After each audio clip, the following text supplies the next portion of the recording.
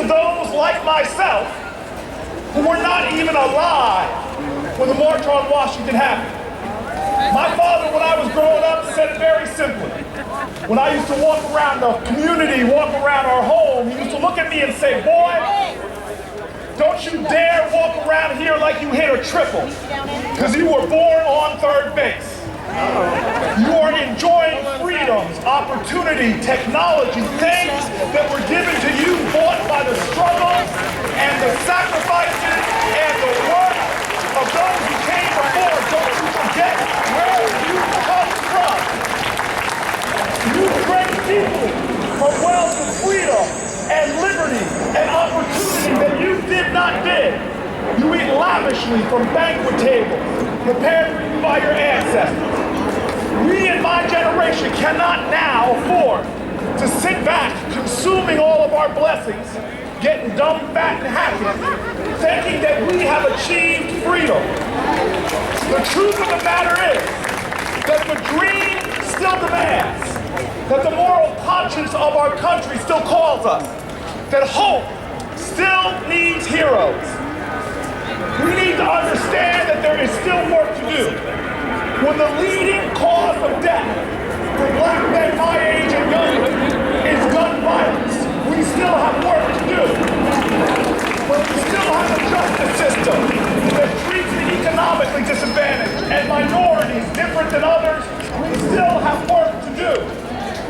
When you can, in America, work a full-time job plus overtime and still be below the stifling line of poverty, we still have work to do. When we see wages stagnating, when child poverty is increasing, when the rich are getting richer and the poor are getting poorer, when millions of our children are living in neighborhoods where their soil is toxic and their rivers are polluted and their air quality is so poor that asthma is epidemic, we still have work to do.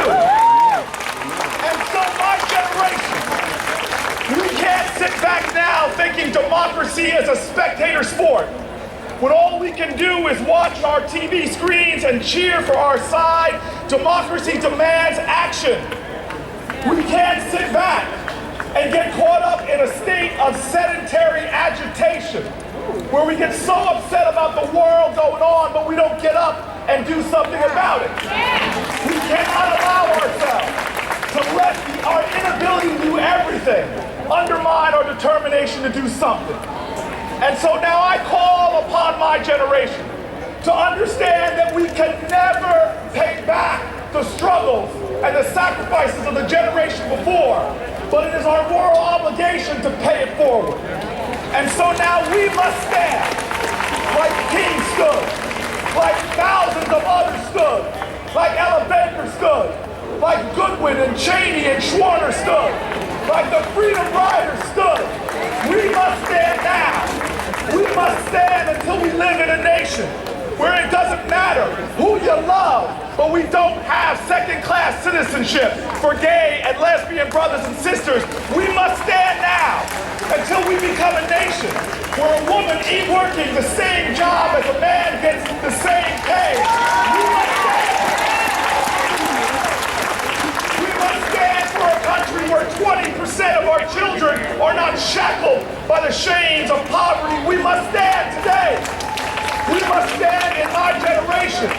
We must stand for equality. We must stand for justice. We must stand like those stood before us. Because we still live in a country where anything is possible.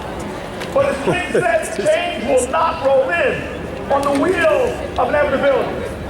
So we must straighten our backs, stand together, and join together until indeed our nation becomes one, where the call of the conscience of children coast to coast, where they say that profound pledge, when we make those words not aspirational but true in